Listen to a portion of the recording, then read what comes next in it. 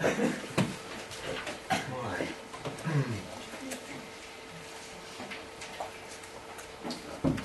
So I hope you're finding it useful. And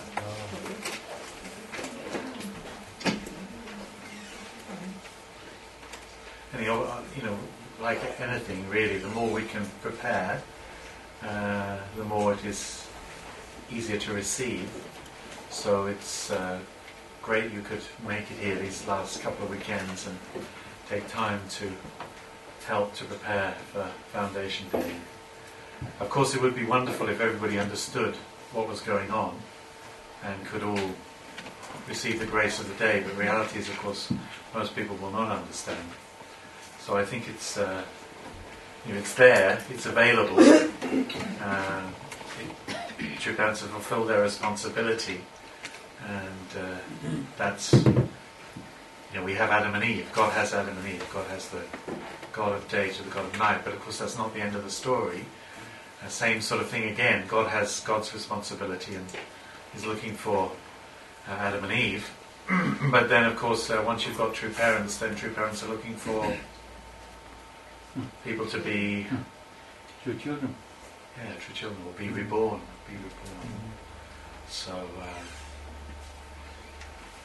that's, let's provide them some as best we can. Let's get ourselves in the best shape we can there. Of course, maybe we've not been in great shape. Maybe I'm not in such great shape anymore. Not just externally, but sometimes internally.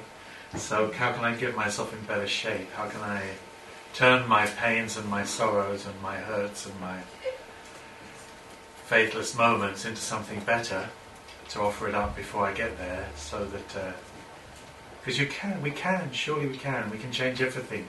First of all, in our mind and heart, out of our understanding. We can change what seemed to be our betrayal. We were exploited by God and abused by people who should have looked after us. We can turn those moments into our offering. And do you know what I'm getting at? Yeah. That's a huge change, and that lies within my grasp. No matter what difficult things I've been through, most of the difficult in the end will have been my misunderstanding and my bad attitude. That would have been the most difficult thing. There's no doubt about it. Yeah. And then if I can turn the bad things, the things that disappointed me and hurt me, into something better. I was reading something, a psychological type of approach. Interesting, a Japanese brother who's a psychologist, clinical psychologist, and works a lot with our own families. And he was talking about the root of resolution of personal difficulties lies in the parent-child relationship.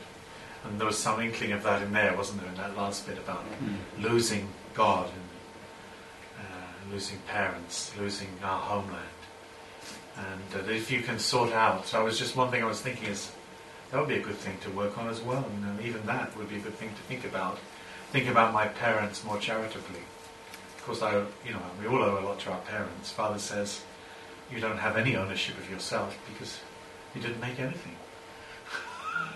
You're 0.0001% from your dad, and the rest 0.99999, whatever 9.9999, whatever it is from your mum. So, but you don't have anything. You didn't make anything. So it belonged to your parents, and beyond that, of course, you belong to God. But sometimes it's not. As I said, we have this difficulty with God, or we have this difficulty with parents, or maybe that's something I should think about and resolve all of that. And other people, at least in myself, I can do that work. And even if I've only got, less than 3 weeks now, I can do that. I can make progress on that. That would be very, very meaningful, wouldn't it? To get ready. And so let's do everything we can. So this is something about history of restoration, but again, it's from this different perspective that we've been talking about, and particularly this is about the history of restoration from the point of view of the restoration of the three rights. So this is a little bit of an introduction. Behind human history are the God who is desperate to save his children, and Satan who's trying to keep hold of his dominion, trying to retain his dominion. So they're at work. God and Satan are at work in that sense. But of course the outcome is being decided by us. We know this point about fallen people are in the midway position, right, between God and Satan. And who decides the ownership? Actually, in the end, it's not God or Satan, it's myself. I decide. So who's leading this providential history? The person closest to God is leading it. Who's that? That's in the end the Messiah. The one who's the only begotten Son of God, the one who belongs to the lineage. So that one doesn't have to, receive the word through words.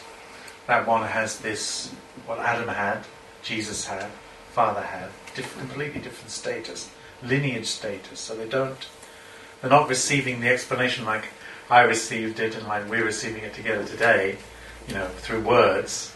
But actually it's an indwelling of God, a different dimension. So human beings should unite with the Messiah and pioneer the path back to God. They then form the providential mainstream. Right? So Jesus was the providential mainstream. In other words, he's the one who really understands God, and that's to do with the homeland. That's to do with if you don't understand God, then you don't understand anything. Don't know who you are, don't know anything.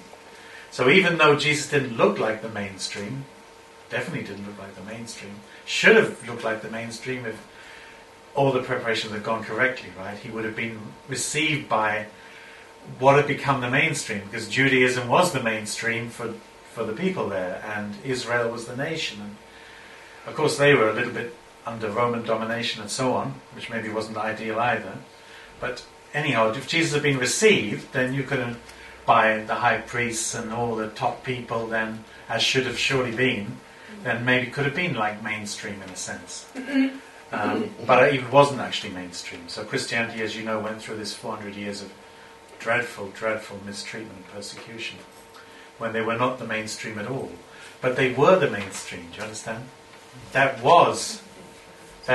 lay the truth and the understanding of God and all the providential information. Just people didn't know that's what it was. So there was a diamond that looked just like a lump of rock, a big, big, big diamond. It just looked like a lump of rock, and nobody knew what it was.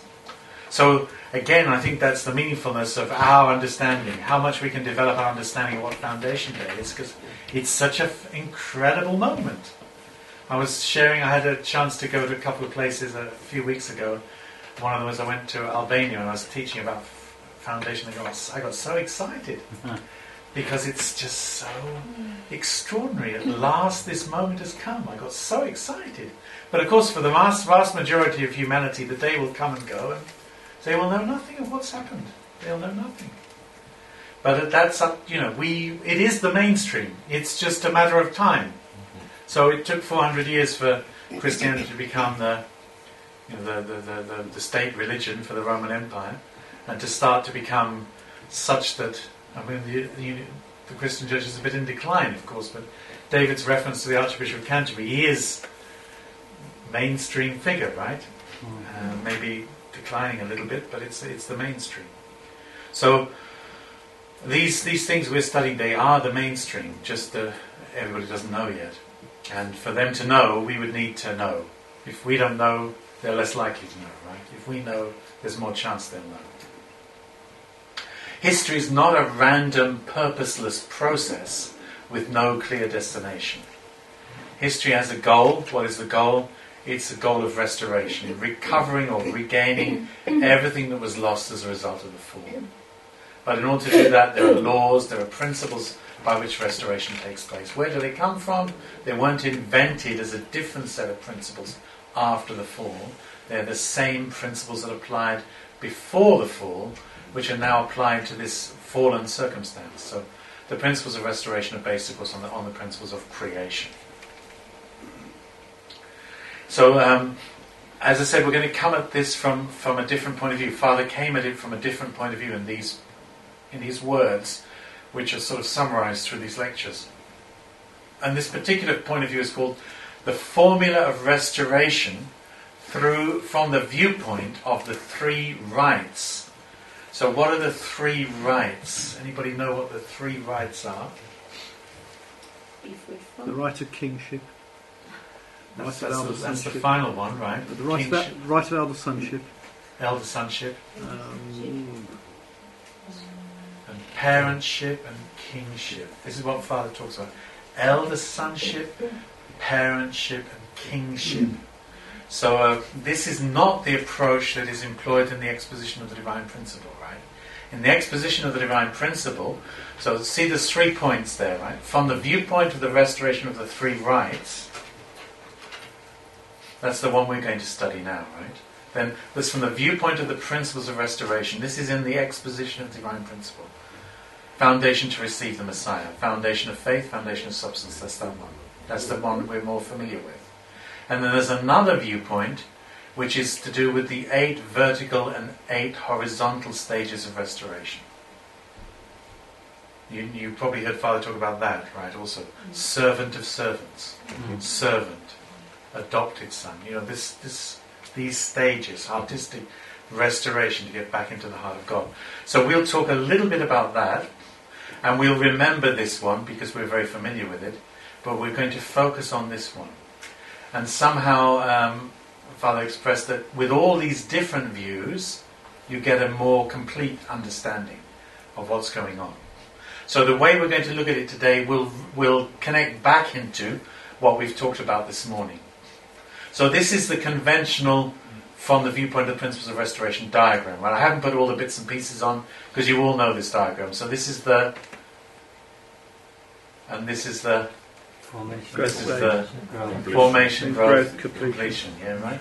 And here's Adam and Eve going up, fall, restorational course, meeting the Messiah. So restorational course. Restoration through indemnity means foundation for the Messiah, foundation of faith, foundation of substance. That's this one, right? The divine principle view of restoration through indemnity.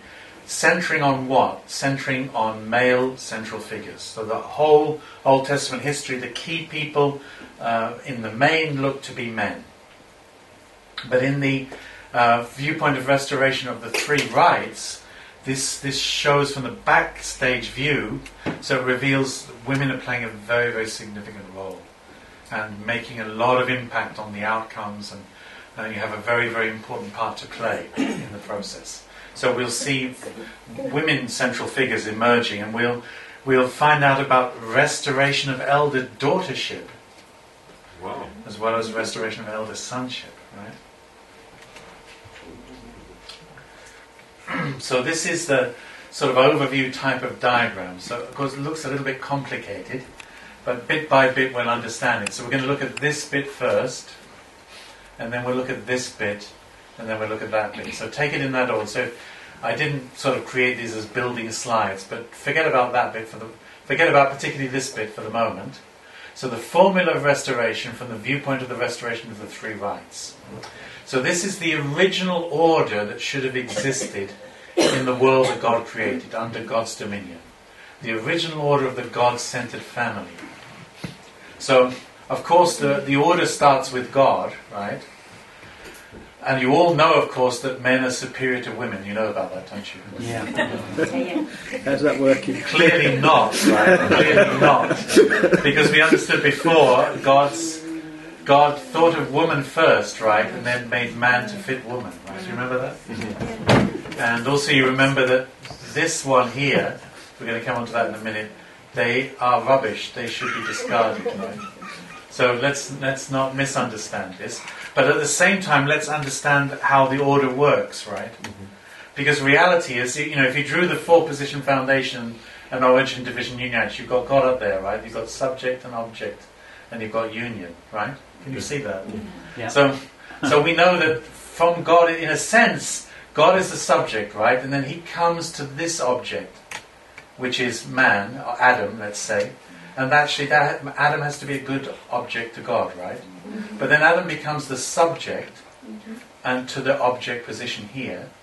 So that's a sort of order, right? In which it happens. And that's the order it happens within God. That's how it happens within God. That's how it functions within the nature of God himself, like that. So centered on Shimjung, then you've got relationship between dual characteristics, masculine aspect, feminine aspect, right? But on the other hand, so God comes down to the subject, and through the subject comes to the object, right? But in another sense, where does God come down? God doesn't come down just there or there. God comes down in the middle, right? In the meeting place. So, of course, God comes to my mind to reach to my body. That's that order, do you understand? Yeah. Subject to my mind is the object. My mind becomes subject, my body is its object, right? Mm-hmm. That's a certain order, which you understand process. But where's God coming down to Tim Miller? God's really coming down to the place where my mind and body meet. That means my daily life. That's when my thoughts become actions, do you understand? When my thoughts become my life. Because if God just comes down to my thoughts and never reaches my body, there's nothing. There's nothing. Nothing's made. Nothing's substantiated. So, of course, God is really coming down to that place, isn't He? We understood that, right? But the order is that God will wear Adam as His body and sow His seed in Eve. So far, it's very clear. By the very nature of the makeup of man, right? So we talked before these words that we always thought were just, in a sense, they're anatomical words, but they sound a bit rude.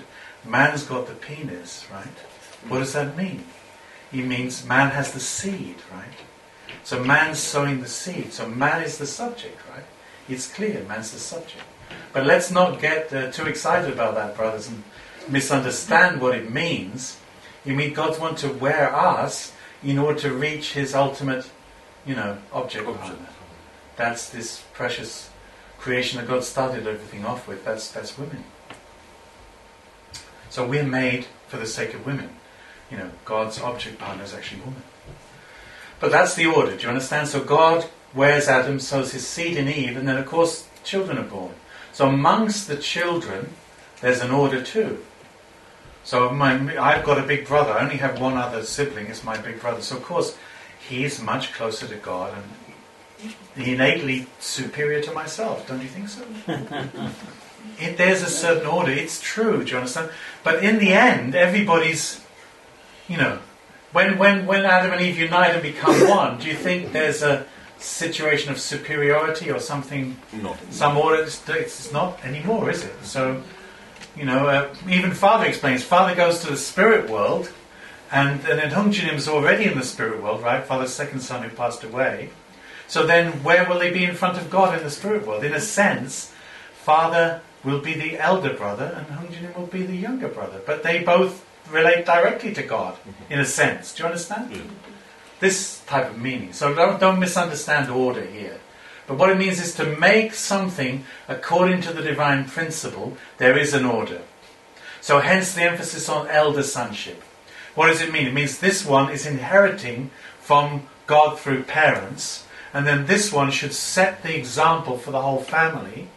And in the relationship of siblings love, then he should set the example, and he should pass the love, and he should substantiate it into the next generation. God, parents, children. It's a very important type of role. So Father explains about Cain and Abel. You might imagine, because of restoration, you might imagine Abel's the important one. But what's Abel trying to become? Abel's trying to become the elder son. Because actually the elder son is very important. So you can have 5 sons, right? And they're all your sons. But Father's somehow understanding is, eldest son's position, none of the others in the sense of that order can have. Do you understand? In the end, of course, what does it mean, elder son? It means the one who inherits the heart of God through parents. Most. Do you understand? But of course, to have things in a natural order, it should be the eldest one. Yeah. That's more natural, isn't it? Yeah. Do you understand? So Cain should have been in that position, and then through Cain, so God to Adam, to Eve, to Cain, to Abel. That's the order, right? But after the fall, this is Satan's dominion. The order centering on Satan in the satanic family. So we've got Satan here, and of course we've got Eve there. No? Oh, we've got Adam there. But if you think about the process of the fall, it's the archangel came to Eve and then to Adam, isn't it? So what's Adam doing there, right? It's because Adam was born again. As a fall. Fallen Adam. And then he became the head of Satan's family. Do you understand? So Eve was his mother in a sense, but she became his wife, right? and then he's the head of Satan's family. So Satan wore his body and sowed his seed in Eve and created Cain. Do you understand how this operates? So of course in the bad, nasty world, the reality is all of these people hate each other and complain about each other. All the family are enemies to each other. Complaint, blame and resentment. It's there all the time. So this is the bit where Father explained that in a sense God is sympathetic with Satan because he has this dominion, but it's a pretty miserable place to be because everybody's basically complaining about one another. That's hell. Everybody's complaining. Did you ever experience that? Yes. Have you ever complained about anybody? We know about that, right? Why? How do we know about that? Why is it common knowledge to all of us? Because we come from this. This is where we come from. We come from this origin. But of course, the crucial point is that although Adam became fallen Adam, that's not all that Adam is. Adam is in the midway position. He's between God and Satan. Originally, he's God's creation, right? So Adam has original mind or conscience, or Adam has this nature. Or we could even say Adam has this nature before he was 14. Do you understand? Or 16. Do you know what I mean? Before the fall. And I and you have it too. So that's why when you hear something that's really true, even though you can't work it out in your head, your original mind is telling you it's true. Right? So, Adam has that nature still within himself. Of course, if he didn't have it, then that's the end, isn't it? Finished. There's no providence because there's nothing to work with. So all human beings, we have that still. We have this conscience. And in these lectures that Father gave to Japanese sisters in Jeju Island, he spent quite a bit of time, right, explaining about conscience in the meaning of original mind. That meaning. So very, very important. Adam has that, and everybody has that. Eve, see, it's there as well. Do you see that little yellow dot? And it's there as well. And it's there as well. Right, everybody's still got that one, right? Original mind, conscience. And that's what God is looking for. That's the object partner for God. No matter what, that part of me will never be the object partner for Satan. So when I heard the principle, then that part of me responded. And then as soon as I heard the principle, when Satan came to get me, and through people that I loved told me that I mustn't follow, and I had to abandon it, and that they needed me, and they loved me, and they wouldn't let go of me, and if I let go of them, I'd be betraying them, and destroying their love, and mistreating them, and abusing them, and I shouldn't do that, and I had to decide. I realised that if I do what they want me to do, I'll be betraying my own conscience. I'll be betraying my own original mind. And they'll get me, but what sort of me will that be? That'll be a pretty useless, no good me, because I will have betrayed my own original mind. So if they get me and I've betrayed my original mind, that's a pretty not very good thing to get. So I realised it doesn't work. I do what they want, but in order to do that, I destroyed the best part of myself, so I can't do it. So this type of meaning. So Adam's there, right? He's the head of this family. Satan's wearing his body. And of course men have dominated women fundamentally. Of course it works both ways in some sense. But certainly in many senses men have been in the dominant position in fallen society, and in many senses exploited women who of course are physically weaker, and so on and so on and so on. It doesn't mean, sisters, of course, that you've got no responsibilities. We know that, and in the restoration course we know there's a lot of responsibilities. But it's a very tricky business, isn't it? When you're told you're responsible, then it feels difficult. Or when you're told someone else is responsible, then you feel you don't have to be responsible. So let's balance always the information, right? So in one sense, when we look at woman's course and woman's crucial role, because I said this view is a behind-the-scenes view, so we're suddenly going to find out there's a lot of women playing very important roles. Anyhow, who did Eve become? She became the wife of Satan. Before that, she was the mother of Adam, because she was between Satan and fallen Adam, because she was between the two. But then she becomes the wife. And then Cain's their eldest child, and then Abel's the next child. So the point is, how do you start to take all of this and bring it back under God? This is the restorational process. So, that's the whole point is that Adam transferred from God to here, became the embodiment of Satan. Eve transferred to here. Cain transferred here, Abel transferred here. But how are we going to then transfer them into here?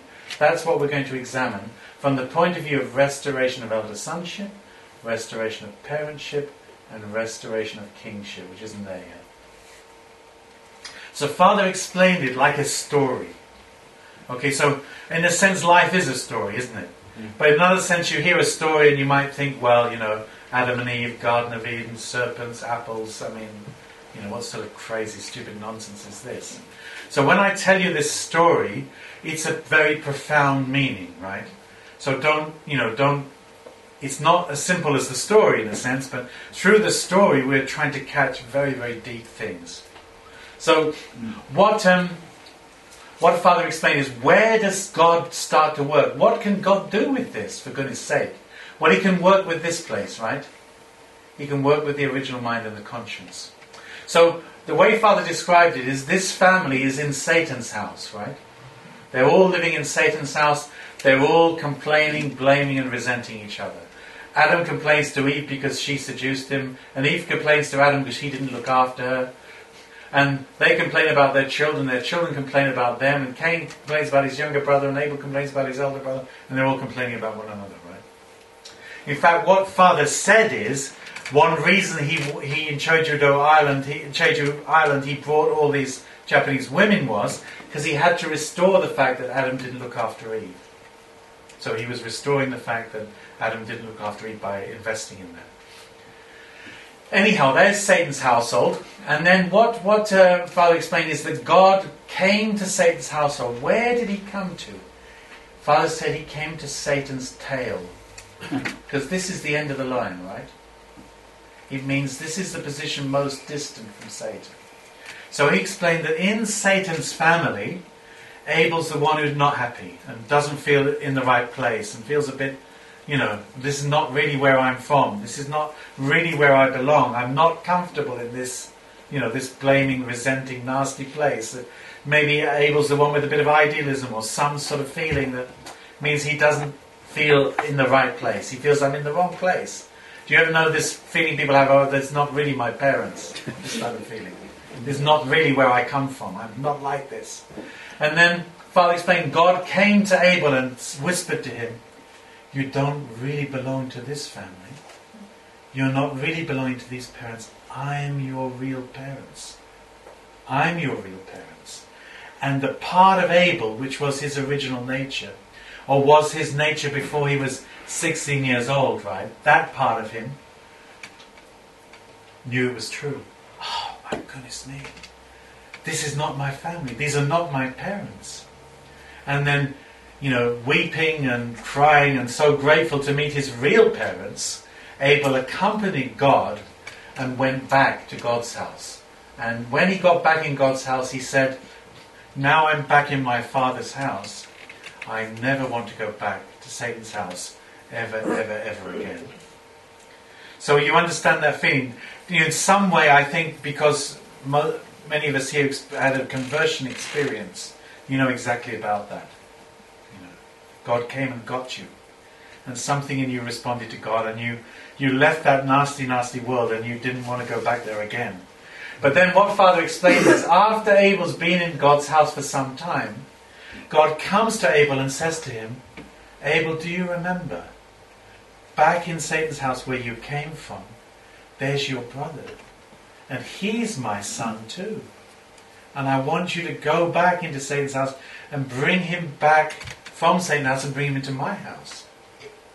And Abel, of course, said, no, thank you very much. I'm not going back there again. So, maybe he could have said that, but presumably God chose his moment, and by that time, Abel had some sort of ability to understand God's heart.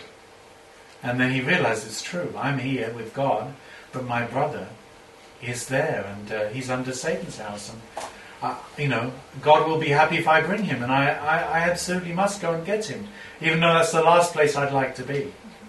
So Abel went back to Satan's house, and when he rang the doorbell and opened the front door, they all rushed out and embraced him and gave him chocolate and gave him the best bed in the house and looked after him. How do you think? Maybe not. What are you doing back here, what are you doing here? And then, of course, he has no position, right? So if we think about this in relationship to the 8 vertical stages, who is he? He's the servant of servant. Right? Servant of servant. But how Father described it is he goes back into that house, and what's his target? His target is he must influence Cain to also leave that house and come back to God's house. And in order to do that, Father explained he has to do so at the risk of his life, at least 3 times at the risk of his life, in order to convince his elder brother that God loves his elder brother and that he loves his elder brother, and get his elder brother to follow him. So when they go back, right, here's Abel going in, he's come out, right, he's gone into God's house, now he's coming from God's house, going back again, taking Cain through at the risk of his life, winning him, winning his voluntary surrender, and then Cain follows him, and when they get into God's house, lo and behold, he's the elder son, and he's the younger son, right? This is restoration of elder sonship. So it's a very simple story, right? But we know there's a lot of depth to it. And of course this is to do with, first of all, Abel's foundation of faith, right? So he responds to God. And he comes under God's house. It means he's building his foundation of faith, as it were. Then he goes back into this house. This is foundation of substance, right? This is Jacob's course. This is winning the voluntary submission of Cain and bringing him back, and then restoring elder sonship. So, of course, this is to do with, in terms of spiritual children, this is to do with one-on-one witnessing and bringing someone else to God and looking after them. And this is to do with also, you move it onto a bigger level, and of course the individual Abel is meant to become the Abel family, and then the Abel family has to take the Cain family. So here we are, we're coming up to cosmic blessing, right, and Foundation Day, and we know that Father wanted us to have, was it 160, was it 180, was it 430 families, was it 3, because that's sort of the minimum offering, and then we're coming up to the cosmic blessing, and that's us as the Abel family bringing our Cain families, right? But these things are not easy things. We understand they're not easy things. But it relates on, many different levels. Just want to check what the next one is, sorry. Okay, that's right. So now what happens next? So this is restoration of elder sonship once it's completed. So that was in a sense in Abraham's family. Abraham, Isaac, Jacob. Jacob got success as Abel towards his elder brother Esau as Cain. And he influenced, he was received and accepted by Esau. And this was the restoration of elder sonship. So now we move on to restoration of parentship. And what has this got to do with? This has got to do with Abel and Cain are living in God's house, and God says to Abel and Cain, don't you remember, back in the house where you came from, there's your mother. Please, you have to go back and you have to get your mother, and you have to bring her into my house. So this could be understood in several ways, but fundamentally, they go, they return and they bring Eve out, and she comes here as well, right? And of course, you heard many, many times Father talk about mother and son's cooperation, right? So this is about mother and son's cooperation. It means that God will take this fallen woman and Abel and Cain on the foundation of restoration of elder sonship. God can take Eve's position back under his care. Then what happens, of course, is the next target is this one, right? Is that right? Yeah. Next one. No, it's not right. This one is rubbish. This one can be thrown away, right? Adam doesn't come from here, right? Adam comes from here. Right? Doesn't come from this lineage. Jesus doesn't come from this lineage, right? Father doesn't come from this lineage. They come from God. Right? They don't have any connection to this lineage. It comes from God. So then here comes the Messiah, right? Here comes Jesus. Here comes Father. Not from here, but from here. So what happens to these guys? As I explained, Father has to find some way to recycle them. Because actually, women need their husbands, right? So we're going to talk about that later as well. Okay, so that's a quick overview, and it's in this story format, but please understand there's a lot of depth and meaning to this. So let's try and look at it a little bit more. And how can Abel succeed in restoring elder sonship? So please understand, after the fall, Cain is in the position of authority in this family. Cain's position absolutely belongs to Satan. He has a nature more resembling Satan than resembling God. And of course, Satan has the parentship. In other words, it's Satan's lineage that's developing under the parentship of Adam and Eve and their descendants. And of course it means Satan has all the dominion, all the kingship. So everything's under Satan. So if we're going to pull it back onto God's side, you have to start here, right? Restore elder sonship, and on that foundation restore parentship, and on that foundation restore kingship, because they're all interconnected. This one builds to this one, builds to this one. So Satan is desperate to prevent the restoration of elder sonship. Why? Because once that one's restored, then God's got a momentum. And God's going to take this one and take that one. So the most difficult one to take is this one. To restore elder sonship. Satan tries to kill Abel, Jacob, Jesus, and the saints. In other words, they're victimized. They shed their blood. They're under attack. They're under persecution. The model for victory here is, of course, Jacob. Because Jacob understood he had to go back. He was already a rich man with a prosperous, large family, and so on and so on and so on. But he went back to get his brother. He went back to win his brother's heart. And how did he do it? Well, we know the biblical story. He made all this wealth at great suffering and with great difficulty. Basically offered a very considerable portion of it as free gifts. Please, my brother. I don't need your gifts. Please, my brother. Accept my gifts, because God has been good to me. And I have more than I need. I absolutely want you to have it. Please, please have it. And bowed to him 7 times. Looked in his eyes and said, now I behold your face. It's as if I see the face of God. And his brother broke down in tears and wept, having first of all come out with 400 men, in other words an army, to meet him and kill him. And that's what happened. But unfortunately, of course, maybe even it should have been more than that. I mean, Father expressed, ideally, when Jacob's family went into Egypt, Esau's family should have gone with them. And this would have created a different dynamic.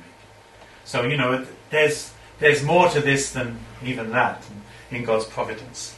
But anyhow, this was a very significant moment when Esau melted, and this was the beginning of Jesus' lineage, Messiah's lineage. So Father's explanation, my life has been a life to subjugate Satan. How do you subjugate Satan? How do I subjugate Satan? How do you subjugate Satan? You have to be superior to Satan. Superior in what? You have to do what Satan cannot do. You have to practice true love.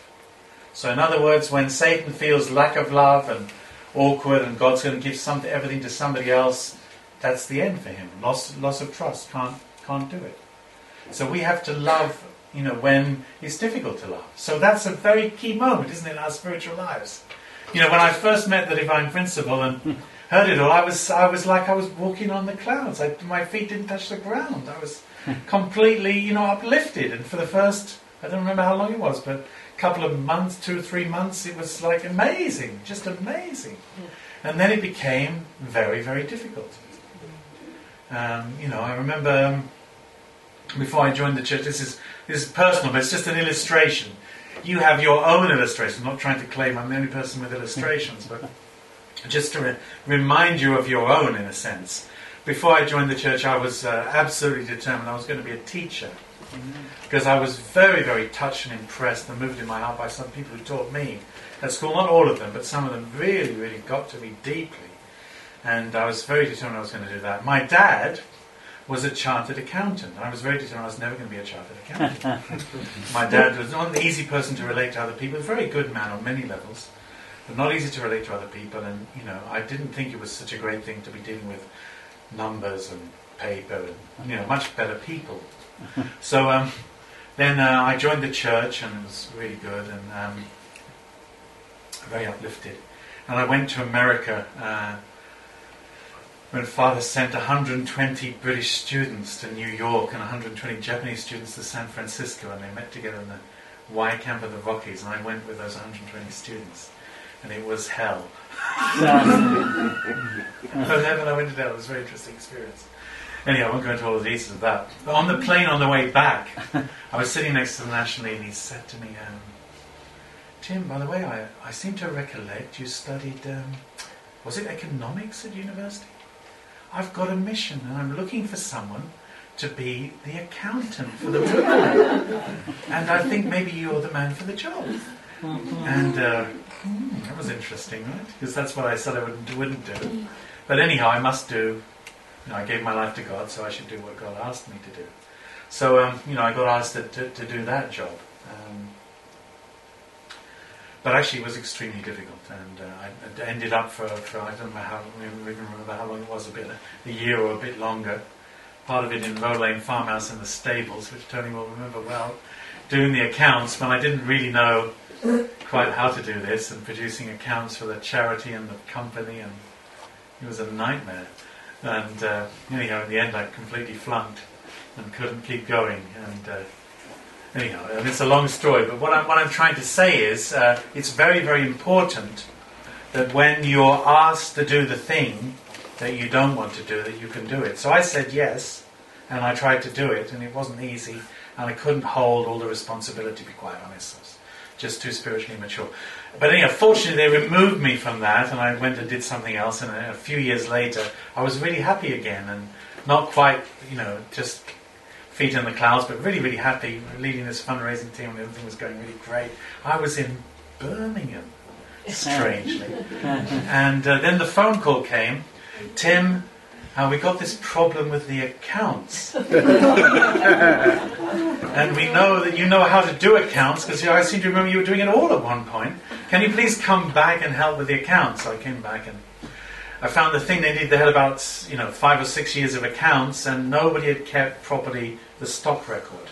With accounts you have a money record, and when you're selling things you have a stock record. So the money record was okay, but the stock record was very inadequate. Some people did it properly, most people didn't do it very well, and some people didn't do it at all. So I was sitting in the office in Lancaster Gate recreating all the stock records. And as I sat there, I hated all those stupid, irresponsible, nasty, careless people who hadn't kept things properly, and I had to be there and put it all right, and I was dying spiritually and not happy at all when I'd been very happy before, and why was God abusing me and exploiting me now just because I promised I'd do anything? Do you understand? And then I went to a Sunday service, and the sermon was, God has some very difficult things to do, and somebody has to find somebody to do it. So when he has something really difficult to do, he has to ask the person he trusts the most to do it, because someone has to do the difficult stuff. And I suddenly turned my whole head around. Do you understand? I realised to be asked to do something difficult is not exploitation. It isn't abuse. It's actually trust. It's actually sharing the burdens of God. It's actually working to liberate God. And then I felt very good about it. And then it finished. Do you know this type of thing, right? So this is very important to understand, because I'm not saying I'm superior to Satan, because I've met many other challenges, and I don't mean that at all. But do you understand, in that moment, it's a very important moment in our spiritual life, is when we're not doing something because we're enjoying it. It's when we're challenged to do something that's actually very difficult, where you wouldn't be doing it for yourself, you'd only be doing it for God and other people. And then when you discover in your heart not the feeling, all those nasty people who are not doing what they should be doing, so that I have to do it all, and while I do it, have you ever done the washing up, or tidied up the house when everybody else has been careless and, made a mess and, left this here and that there and all the other, and as you put it all away in your responsible nature, at the same time in your heart you're cursing all those careless people. Do you understand? You know that one? Yeah. And, so when you understand, and when you can be as generous like God became so lonely and so misunderstood and so difficult, and God killed his own feelings and lived for the sake of the other, wanting to give even to his enemy the very things that he'd lost for himself, right? That's how we understand it. So, that's what God needs. God needs that. Do you remember those Abel figures, right? Unfortunately, they couldn't go above the line. Do you remember that line, the diagram with the line? Yeah. They couldn't get above the line. So they died screaming. And God heard the screams and felt, I have nothing to say, because simply I didn't love enough. I didn't love enough. So, so God needs somebody to understand and love enough, isn't it? So Father is that person. So you look at Father and you think, such a strong man, such an amazing person, so optimistic, always believing that it's going to happen next year and the year after and whatever. Not, one level of crazy idiot, because how can you believe such things when everything tells you different? But on the other hand, completely undisturbed, no difficulty for him. He just keeps going. So I put my hand up for no difficulty, right, when Father got the 5-year sentence, but it's not true. Father's going through a lot of difficulty. But Father's digesting it because he forgets about himself and thinks about God. He understands very clearly, don't solve God's problem, never solve our problems. So if we can find this type of attitude, do you understand? Then this is our way out. We have to become superior to Satan. When you feel lack of love, I felt lack of love, right? I've been a really happy Unification Church member, and here I am in this crazy office doing all this work I never wanted to do in my whole life and swore I'd never do, only because I love God and I'm being exploited. That's what I thought was happening. But then I discovered it's completely opposite. God is trusting me because somebody has to pay the price, right? And then suddenly I realized completely different point of view. So this is, really important. If I have true love and sacrifice, or if we have true love and sacrifice ourselves for others, even our enemies, Satan, Cain, will be moved and cannot but surrender before us. So, but this is the process, you see, individually, this is the process of separation from Satan. So in order to separate from Satan, you have to go to the place that Satan cannot go. So Satan, lack of love, jealousy, I'm not going to support God. God's not going to look after me. I'm making my own plan, thank you very much. I've got my own plan. I'm not going with God anymore. And then everything goes completely wrong. And we're entirely capable of that similar sort of course of action. So this is where we become victorious over Satan, and then that has to manifest itself in relationships with other people. In particular, in relationship between myself and my Cain in that way. Or the person that God has given me to love or look after. Who's that person? Sometimes in a certain strange sort of way, it might even be myself, Sometimes I might even have to forgive myself. The Cain Tim Miller who complained and resented and all the rest of it, I have to even find the capacity to forgive myself. And I also have to find the capacity to forgive other people who, when I was a social worker, I worked in a therapeutic community where the kids had all been abused dreadfully and they were so messed up they couldn't be put in a foster home, and the staff team had to look after them. Those kids did crazy things to us. Little girls, 8, 9, 10 years old, tried to seduce you. Little boys spat and swore and hit and kicked and all the rest of it. So what do? We hit them back harder. We kicked them more strongly than they kicked us. We swore back at them with a louder voice. Is that what we did? No. We didn't do that. Because you've got to receive it all, do you understand? And take it all and not behave the same way back. But the little children, not so, in a sense, not so difficult. But you understand this type of process by which restoration takes place. So restoration of parentship then, we talked about this before. So in the order of the restoration of parentship, recovering everything from the bottom back up to the top, after restoration of elder sonship, the next position is to restore the mother's position.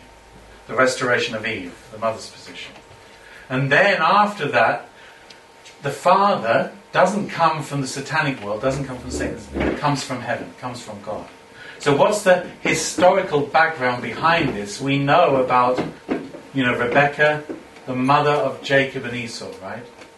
Who restored elder sonship. We know about Tamar, the mother of Perez and Zerah, where this restoration took place not when they were 40 years old, but inside the mother's womb.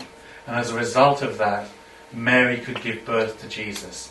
And when Mary gave birth to Jesus, Mary's womb was not under Satan's dominion because of this cause. So Jesus could be, we'll look at this in more detail later. So that sort of course. And, anyhow, in one sense, this is the course of the religion. We'll look at that also later.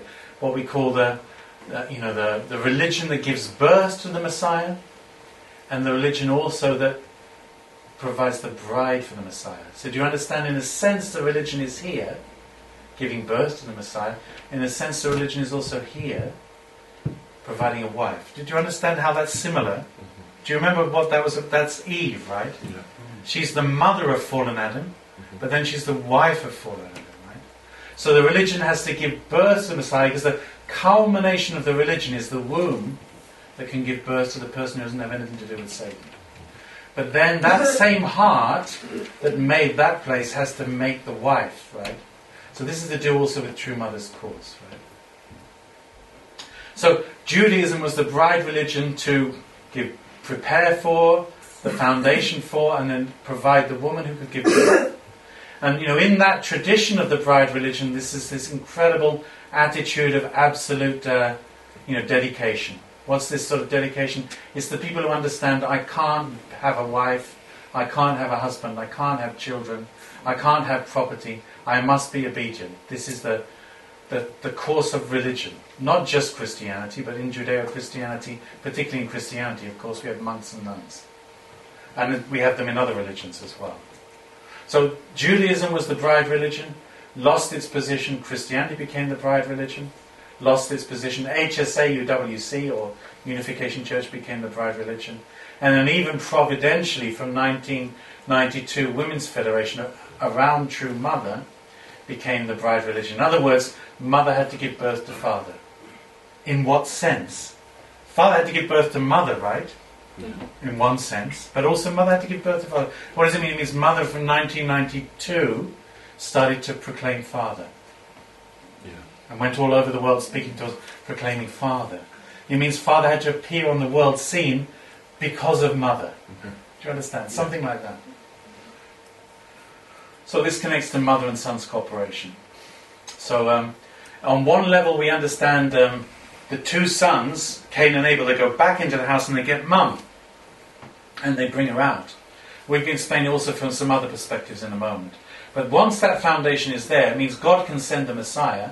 Then that restored Eve, Cain, Abel and Cain. Notice Abel's in the elder son's position here. That group, as it were, by meeting the Messiah, they can get back to God. And they can be reconnected to God, and they can be reconnected to fulfilling the original responsibility of 3 blessings and so on. So here we go again, and looking at it. So now we've got, right, we were here before, remember? We had got Eve back there, we got Abel back there, we got Cain back there. And that bit there, the Abel and Cain bit, that's the restoration of elder sonship. Do you remember? That's that blue circle there, right? Yeah. Restoration of elder sonship. Then we've got this blue circle here, which is including Eve, and that's mother and son's cooperation part of it, right? But then on that foundation, to that foundation, God will send the Messiah. Means only begotten Son. That's restoration of parentship. And then on that foundation, restoration of kingship. What does this mean? It means that sovereignty, right of dominion. Of course, this is also springing out of Foundation Day. So, and in a way, of course, Father was the Messiah. But in a certain sense, before Foundation Day, Father isn't fully the Messiah. Why? Because Mother isn't fully Mother. Yeah. Do you understand? Or not at the level where she can be the wife of God, or where everything's done. We're going to look at that more tomorrow afternoon as well. So Father becomes really Father, and Mother becomes really Mother. What does that mean? It means even the true children need to receive the holy wine, right? This Foundation Day time, and need to go to the Foundation Day blessing. Because in a sense, even their birth was not from the completed true parents. So they need to be born again too. So anyhow, this is laying the foundation for the completion of everything and the restoration of kingship. And you know Father did a lot of work on that as well before he went to spirit world. And we'll look at that hopefully also tomorrow. But who is fallen Adams? So these people here, right, they all move over there. And this guy, He's left. Right? He can't get over there because he's there. Right? There's no place for him. So he's just rubbish to be thrown away. That's how Father described it. How can we restore fallen Adam? Through the blessing and the change of blood lineage. So Father made a way to restore all those fallen Adams. Who are those fallen Adams? They are Father's enemy. And we'll talk about that more in just a minute. So this is some diagrams. I'm going to show 3 diagrams about the restoration of lineage through the blessing. So the recycling of fallen Adams to provide husbands for restored Eves, right? Because there's only one true Adam, right? But everybody can't marry the one Adam. There's only one true mother. But somehow these women have to get reborn themselves. But then what do? Course of restoration, right? Eve was the mother of fallen Adam and then became his wife. So these women, they're going to become the mother of fallen Adam to turn him back into original Adam. And then they're going to jump onto the other side and then they become his wife. Do you understand? Yeah. That's what's going on, right? So, but this is a more simple explanation in a sense.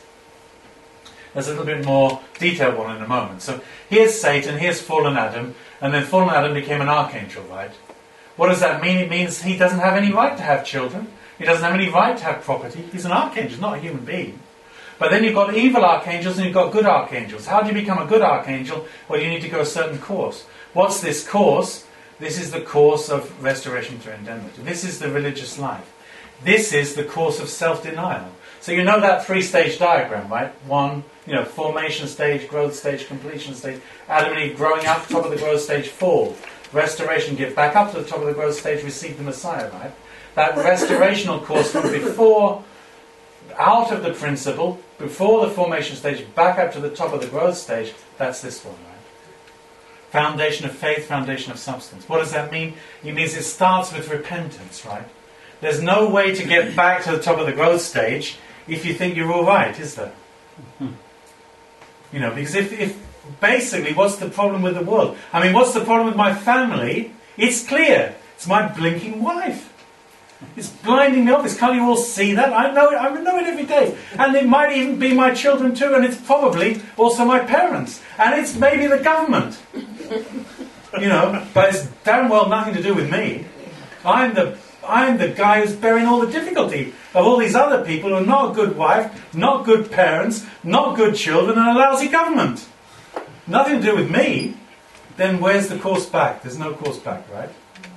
So the course back starts with the realization there's something wrong with me, right? There's something wrong with me. And then on that basis, repentance. And then we get to the place where we have to become zero. What does this mean? It means the place of self-denial. It means when God asks of you what you don't want to do for yourself, what you absolutely don't want to do for yourself, right? What you could only want to do if you're thinking of God and other people, what you wouldn't do for you. So that's like, for me, on one certain level, that was being the accountant, do you understand? On one certain level. And then there was a sort of a bit of a victory there. And then there's other moments, in daily life and in circumstances. For yourself, you wouldn't be doing it, but for the sake of God and others, you do it. So all of us, without a shadow of a doubt, we've been through such moments. And then through that, that's the foundation of faith, and there's the foundation of substance, and then there's mothers and sons cooperation. So, through the religious course also, this is taking us through what Father talked about as a 7-year course, right? So the mother is bringing her sons to Adam. And they pass through a sort of a 7-year course. So this is the course in preparation for consummating the blessing in reality. So 3.5 years preparation, receive the holy wine and the blessing, and then holy wine and the blessing, then another 3.5 years, and then consummate the marriage relationship. This was the sort of formula course. But what's this course got to do? Through this course, we should be coming into the heart of the Lord of Second Advent, or Father talked about into the bone marrow, because this is some sort of inner core. Do you understand that? The bones are the structure of your body, and within your bones are your bone marrow. So it means the core of the core. This is the position. So we have to get into the core of the Lord of the Second Advent. That's easy, isn't it? And then, once we've got in there, we have to be sown in the womb of true mother, restored Eve. And then we get reborn, right? So I'll go to the next argument to explain it more. So that's, again, that's like poetry, isn't it? What on earth does that mean? We've got to get into the bone marrow of the Messiah. I mean, Jesus put it a little bit more simple, didn't he? Nicodemus, how do I get to the kingdom of God? You have to be Born again. Born again. But I cannot get into my mother's womb. I'm a grown man now. What do I do? No answer. You have to be born again. How do I do that? How do I get into the Messiah's bone marrow? How do I get into his seed and get sown again into the mother's womb and get reborn? How do I do this? What's it all about? This is the internal understanding of the religious process through which we have to pass. So here's a more detailed diagram. It's about the different change of blood lineage for men and women. Part of it is the same, right? Once to get, basically, the course goes from here, ultimately to here and here, right? But it passes through here, right? So from here to here, men and women go the same course. But then from there on, men go a different way from women. So we're going to explain about that. So basically, what is this talking about? It's talking about the fact we're all fallen. Fallen Eve and fallen Archangel, if you like. But then we have to find another course. So fallen Eve and fallen Archangel, they're connected to Satan, right? If Satan was down here somewhere, they're connected to Satan. But then we make choices in our life which take us in a completely different direction on our way back to God. So fundamentally, this is the point of decision about my religious life, the point of separation from Satan. So, for example, in my case, then, here the divine principle, and your case too, and then in the majority of people here in this room, first generation, that's our course. We make the decision to be a good archangel, right? Or to be a restored Eve. But then we have to go a certain course. That means you need your able figure. Who's your able figure? One sense the person who witnesses to you, your spiritual parent. But then, of course, in the religious life, we've got our abbots and we've got our mother superiors. You know what I mean? We've got a certain way to go through which we can restore ourselves. And we're very fortunate to have, certainly, you all know, of course, I'm the Vice President of Europe, so it's very clear, isn't it? Tim Miller is only able. You all understand that, don't you? That's right. I don't have anything bad about me. I'm not fallen. I'm almost perfect. You realise that, don't you? Of course. If you do, then you're very stupid, and I know it's not true. So that's absolutely not the case. Absolutely clearly, I have. I'm a fallen person. That's very, very, very clear. And I am able and Cain. Do you understand? It's clear. And but if I'm really able, what do I realise? I realise I'm Cain.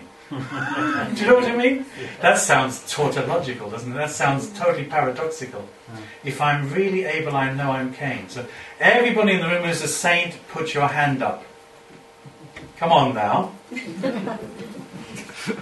So if Mother Teresa's in the room, right, is she going to put her hand up? What do you reckon? No. Probably not. I would say definitely not. Because Abel doesn't think they're able. In that sense, do you understand? She became more and more keenly aware of her fallen nature, right? Or she went through lots of religious struggle. Because actually she's not perfect. She knows she's not. And she's going through struggles.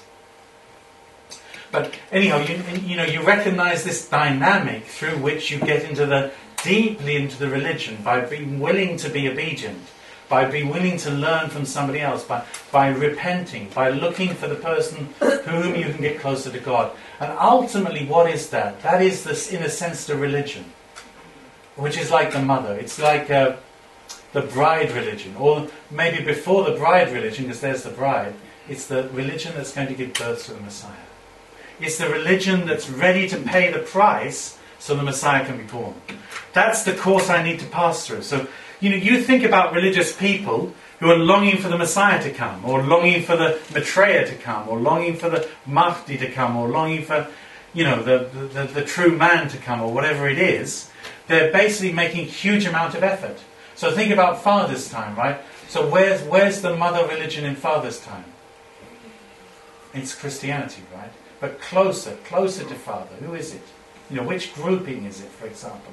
Which grouping might be the grouping which would be representing the heart connecting to Rebecca, Tamar, and Mary, which enables the Messiah to be born. Which type of religious group?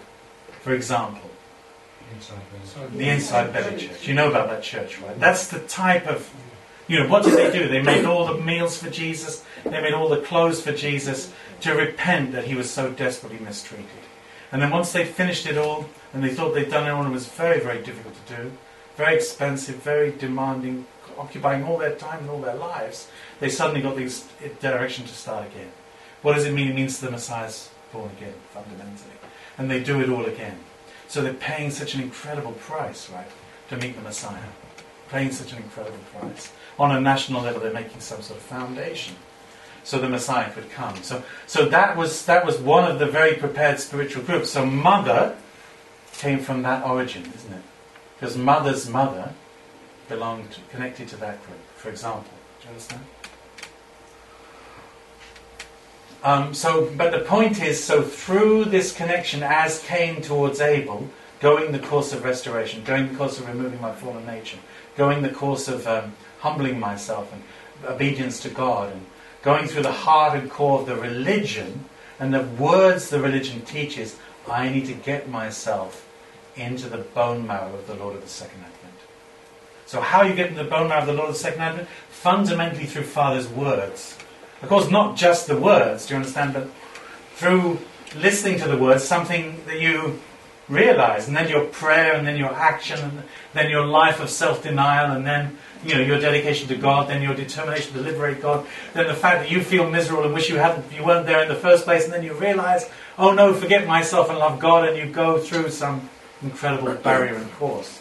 And then through that course you get into the bone marrow of the Lord of the Second Advent. And from the bone marrow comes the essence of the Lord, which is sown as the seed into the bride, into the Lord of the Second Advent's bride. So if you're a sister, right, you're the red line, right? So you like the brothers, got into the bone marrow, right? But then you get born again through true mother, and you become the Cain-type daughter, reborn as the Cain-type daughter, and then you go through a course of growth through, various different stages of woman's development, as it were, to get to this position, where actually ultimately you can become a representative of true mother. Or Father also expressed, this is the bride, right? This is another bride. What does that mean? This means this is a concubine. There's a lot more, of course, depth to this than even this time we're going to really talk about, and I don't even know enough about it to explain it properly to you. But you'll catch some more glimpse of it as we look at the history. So this is the woman's course, right? But then when she gets to here, what has she got to do? Here's the man, right? He's trying to go the religious course, the discipleship course, through the heart of the religion, get into the Messiah's bone marrow. So there's Tim Miller at the back of the ballroom in Lancaster Gate, trying to get into the bone marrow. Do you understand? Trying to become zero, trying to be a total offering. At least for a moment I made it, at that moment maybe. And then, through that, then what should happen is, we as it were pass through true mother, but we actually get born again men, this is the black line, through our wives, who are not our wives, but rather in the position of bride to father. Daughter to father, bride to father. And then actually, through that we get reborn. This is the 3-day ceremony, right? And then we grow up to become Adam. And then on the 3rd day we're Adam, and then we make this family. And then from that family come the 2nd generation, right? So this lies behind 2nd generation. So of course 2nd generation, it's the same as everybody else. I didn't make myself, right? I was made by my dad and my mum. I didn't make anything of myself. So, all children, it's the same decision. We didn't make ourselves.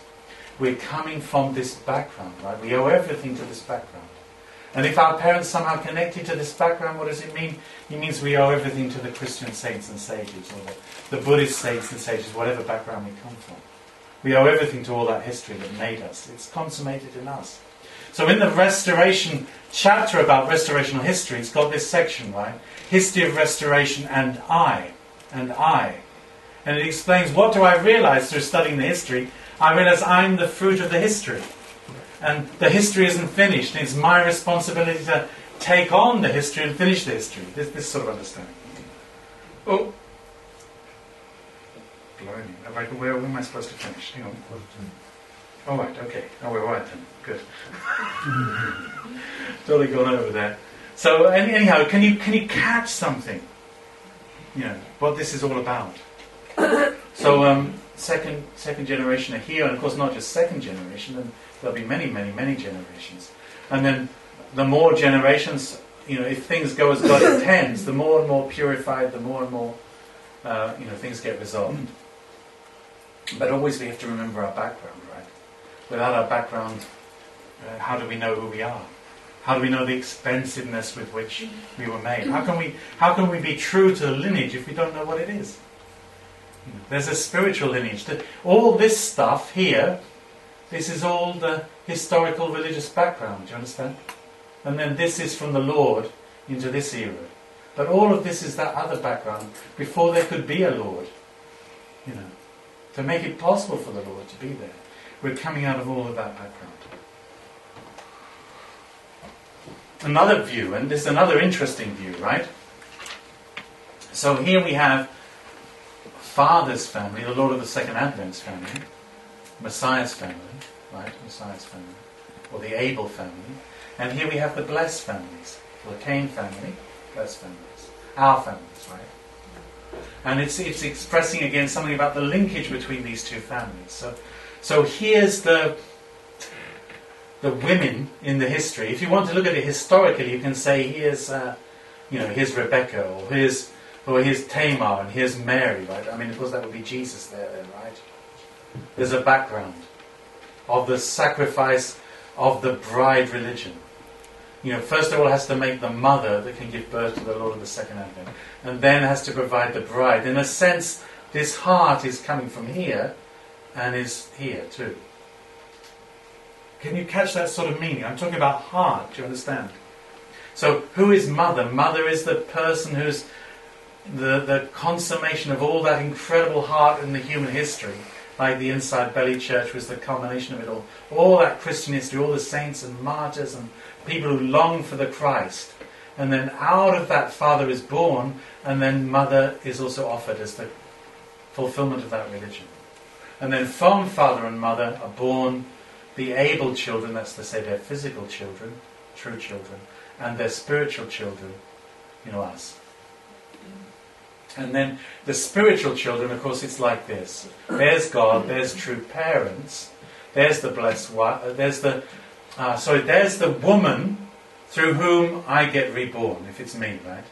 So I have to be reborn. How am I going to be reborn? In one sense through mother's womb, but in another sense through the process of restoration, through my wife. And then I get reborn, and then she moves from here to here, right? And becomes my wife. Because I got recycled, right? I got recycled. Father made the way for me to be recycled.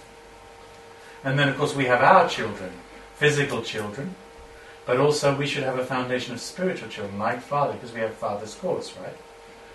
And, we need both. We need both. So very important to secure our families. Of course, our families need to witness to other families. And, of course, our children are part of this family, right? So our children are part of the Abel family. So, of course, our children have the responsibility, and our children's children have the responsibility in front of God, because they come from such an incredibly precious, valuable, unbelievably precious, valuable background. They are part of this family that continues to express that by, of course, reaching out to other people and bringing more people, through this road to receive the blessing and to be born again, because we don't want to keep it to ourselves, right? So where's the link between these two families? The link between the two families is the faith of the blessed wife, right? There's the link. There's the link. This is the lifeline of the blessed family. And on the Abel side is the true children, as I said. On the Cain side is the spiritual children and the blessed families. And also this sort of aspect is there, and we could look at that deeply, but we're going to stop now in a moment. We understand about the blessed families as the rings of protection around the true family. This type of explanation, right? So we got, the three couples that Father had to match before he got matched and blessed, or he got blessed anyhow before he got blessed after the engagement. then he engaged 3 other couples, and then he could be engaged, and then he could be blessed, and then he blessed those 3 couples. And then the 36 couples, and then 72 couples, and so on and so on and so on. Become the rings of protection around the true family. Discipleship. But if Cain doesn't fulfill his responsibility, Abel must take responsibility. So Satan could attack the true family. We know this content as well. So Mother was very clear, with all these happenings in America and Egypt and difficult situations before that, many, many, many, many things that we know something of, which were part of all this complexity and difficulty. So of course, we can blame them. That's simple, isn't it? Of course we can. No, we can't. Because reality is they went a very difficult way. So, we don't have anything to say, really. Except that somehow we couldn't take care well enough. Of course they have their responsibility, but nothing will ever change that. That's clear. But we're not in some sort of position to simply say. But that's very grace-filled in a way, isn't it? Because thank God, for that. Because otherwise, where would I be? Come Foundation Day. I mean, you don't know all the things in Tim Miller that weren't very nice. You don't know all this stuff. I'm glad you can't see what it all is. But if God forgives them, do you understand what does that also mean? It means there's a way for me. You understand? There's a way for me. So please let's understand everything in the way that's really helpful. And that's one. Of course, obviously that's not the original course, right? Obviously it's not. But tomorrow we're going to look at the father's history and father's family's history, and we're going to understand how many times father loved and got betrayed. Father believed and got deceived, and how difficult it was because of that, and how father could never, always had to go back again and couldn't be what he should have been. First wife, this chair, arrives at the door with a 7-year-old son who hasn't seen in 7 years, and he can't receive them in, and he can't look after them. And why is that? Why is that? Because failure of Korean Christianity, failure of Western powers, many, many, many failures lay behind that moment. Alright, so we're going to stop there. Take a break.